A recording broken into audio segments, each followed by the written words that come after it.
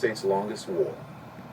The truth matters now more than ever, and I've said this before, that misinformation is killing us, and it's killing our democracy, also the division, right, and the misinformation. So this is something that we cannot ignore.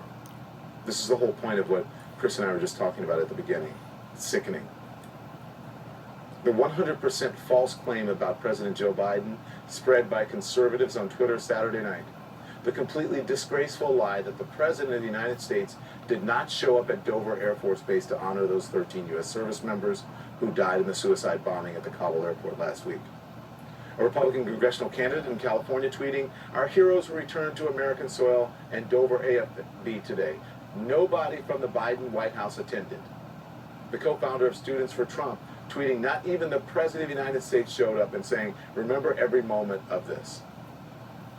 Oh well, yes, remember it, right? Laura Ingraham, over at the Fox Propaganda Network, tweeting, "The Biden administration didn't care about our troops." Richard Grinnell, who was acting director of national intelligence under the former guy, tweeting, "This is so offensive." It is offensive. It's offensive that they would falsely claim that President Joe Biden didn't show up to honor our fallen troops. Of course he did. You see him right there with the First Lady Jill Biden, the Secretary of Defense, the Secretary of State, and other administration officials were right there with him. As a matter of fact, I watched it live on television. I'm sure many of you did too.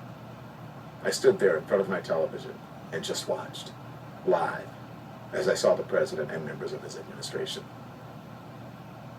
Wolf Blitzer was covering it for us here on CNN. You saw it live.